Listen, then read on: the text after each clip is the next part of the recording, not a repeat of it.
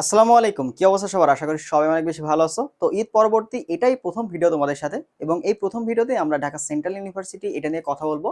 তো সার্কুলার পাবলিশের পরে আমরা কিন্তু একটা বিষয় লক্ষ্য করছি যে সার্কুলারে এখানে লেখা ছিল ঢাকা সেন্ট্রাল ইউনিভার্সিটির অন্তর্ভুক্ত বা সংযুক্ত যে কলেজ এটা নিয়ে। তো এটা নিয়ে তোমরা আসলে কনফিউশনে আসো যে আসলে আমরা এখন যদি ভর্তি পরীক্ষা দিই তো আমরা ঢাকা সেন্ট্রাল ইউনিভার্সিটির আন্ডারে থাকবো কিনা।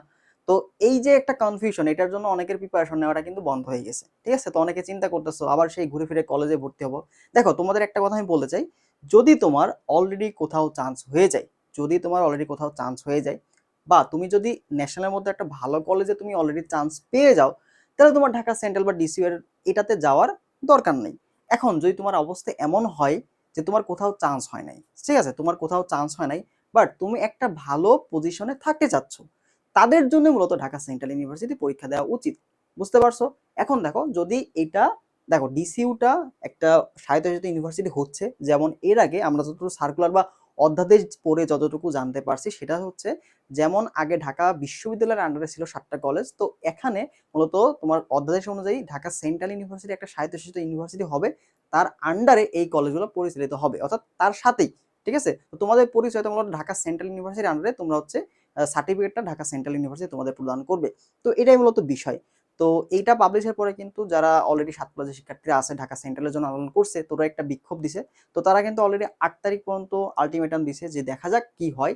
তো পরবর্তীতে এটা নিয়ে আরো কিছু হয়তো আপডেট আসে, বাট যেহেতু অলরেডি যারা 7 কলেজের শিক্ষকরা আছে ওনারা চাচ্ছেন না, এবং প্রত্যেকটা কলেজের স্বকীয়তা ঠিক রাখতে বা তাদের গুরুত্ব ঠিক রাখতে তারা কিন্তু এককভাবে যে স্কুলিং সিস্টেমটা, সাপোজ মনে করো যে ঢাকা কলেজ এবং ইডেন কলেজ এগুলাকে হয়তো সায়েন্স ফ্যাকাল্টি দিল, বাকি কলেজগুলো কি করবে যে আমাদের তাহলে তুমি বিবিএ দিবা বা কমার্স দিবা, আর্টসের ইয়াগুলো দিবা। যেমন সায়েন্সের ফ্যাকাল্টিগুলোতে কিন্তু বাজেট সবচেয়ে বেশি আসে, ঠিক আছে, তো সবাই কিন্তু এগুলো নিতে চাবে। তো এই যে গুরুত্বের দিক দিয়ে তারা কিন্তু তোমার এদিকে স্কুলিং সিস্টেম করার বিপক্ষে কিন্তু কথা বলছে। ঠিক আছে, তো এই অনেকগুলো বিষয় নিয়ে এখানে একটা ঝামেলাটা দিচ্ছে।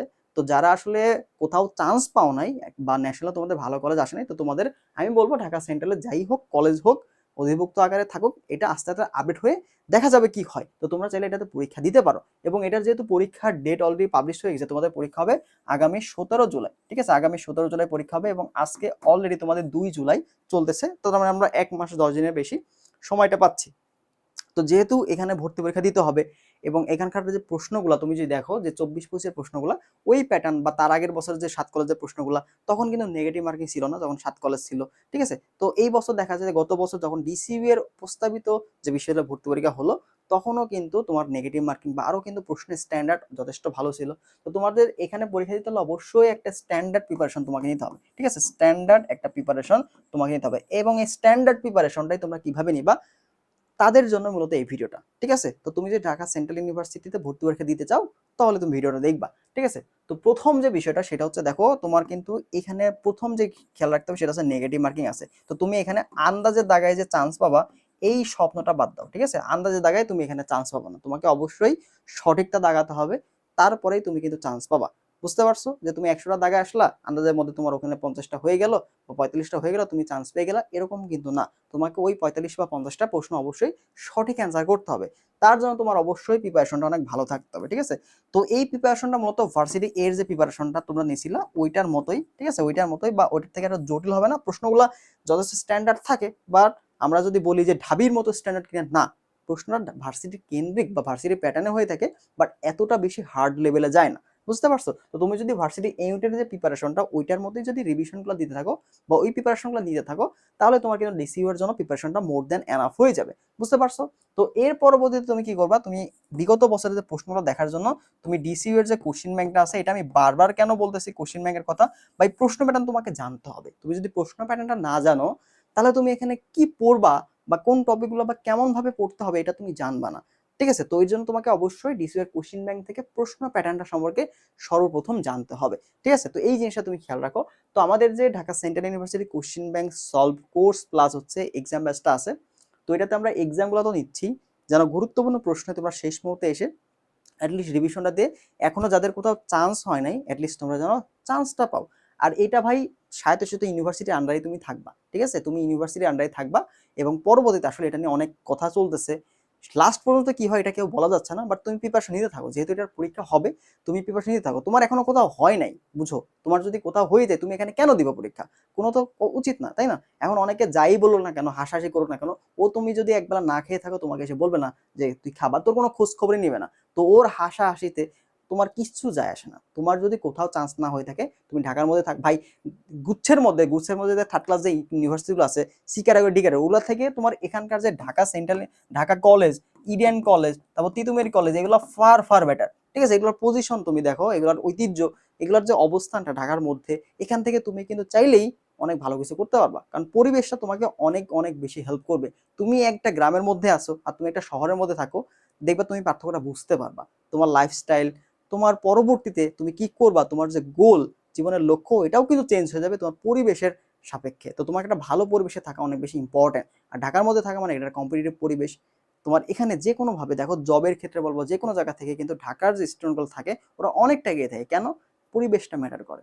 বুঝতে পারছো? তো যারা একটা ভালো পরিবেশ, একটা কম্পিটিটিভ পরিবেশে থাকতে চাও, তারা এটাতে প্রিপারেশন নাও, হাল ছাড়ো না। যেহেতু তোমার এখনো কোথাও চান্স হয় না একটা ভালো পজিশনে যাওয়ার জন্য, এটা তোমাকে অনেক বেশি হেল্প করবে। বুঝতে পারছো? আচ্ছা, তো কোশ্চেন ব্যাংকের কথা গেল, তো এরপরে যদি আমরা তোমাকে একটু বলি যে প্রিপারেশনটা এরপরে তুমি কিভাবে গুছাবা। ঠিক আছে, তো ফিজিক্সের ক্ষেত্রে দেখো প্রশ্নগুলো কিন্তু আমরা যদি বিগত বছরের প্রশ্ন দেখি 24-25-এর যদি প্রশ্নগুলো তুমি দেখো, এখানকার প্রশ্নগুলো কিন্তু যথেষ্ট স্ট্যান্ডার্ড ছিল। ঠিক আছে, তো এইটার প্যাটার্নটা তুমি ফলো করবা, এইটার যে প্যাটার্নের প্রশ্নগুলো হয়েছে না, এই প্যাটার্নটা তুমি ফলো করবা। তো রিসেন্ট ইয়ারের প্রশ্নটা তুমি একটু ভালো করে সলভ করবা।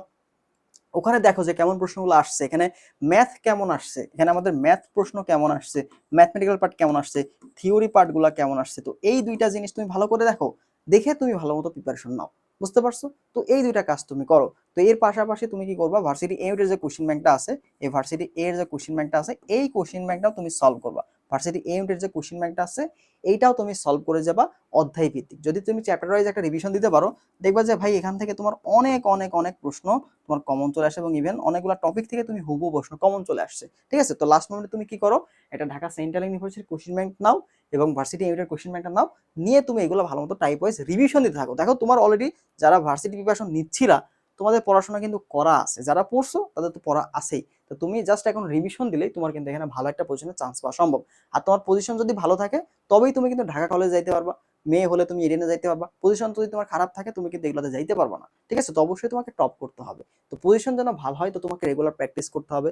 তো আমাদের ঢাকা সেন্ট্রাল ইউনিভার্সিটির যে এক্সাম ব্যাচটা আছে, এটাতে তোমার ডিসকাউন্ট অফার চলেছে, মাত্র 199 তুমি ভর্তি হতে পারবা। তো এখানে প্রায় তোমার হচ্ছে 60+ এক্সাম তুমি পাচ্ছ। ঠিক আছে, এছাড়া কোশ্চেন ব্যাংক সলভ ক্লাস তোমার থাকতেছে, প্রশ্ন ব্যাংকের পিডিএফ তুমি পাচ্ছ, যারা এখনো প্রশ্ন ব্যাংক কিনতে পারো নাই, প্রশ্ন ব্যাংকের নিউমেরেশনের পিডিএফ তো তুমি পেয়ে যাবা, পাশাপাশি সাজেশনটাও কিন্তু আমরা তোমাদের দিয়ে দিব। ঠিক আছে, তো সবকিছু মিলাই তুমি মাত্র 199 তুমি ডিসিউ এর জন্য প্রিপারেশন নিতে পারবা। বুঝতে পারছো? তো এখানে হীনমন্যতার ভাই কিছু নাই, তোমাকে পড়তে হবে। ওই যে বললাম, তুমি যদি একবেলা না খেয়ে থাকো তোমাকে কিন্তু কেউ দেখবে না, কিন্তু হাসাহাসি করার বেলায় সবাই করবে। তো ওর হাসাহাসিতে তুমি ভেঙে পড়বে না, তোমাকে স্ট্রং থাকতে হবে, নিজের পজিশনে তোমাকে দাঁড়ায় থেকে তোমার লক্ষ্যে তোমাকে অটুট থাকতে হবে, তবেই তুমি কিন্তু ভালো কিছু করতে পারবে।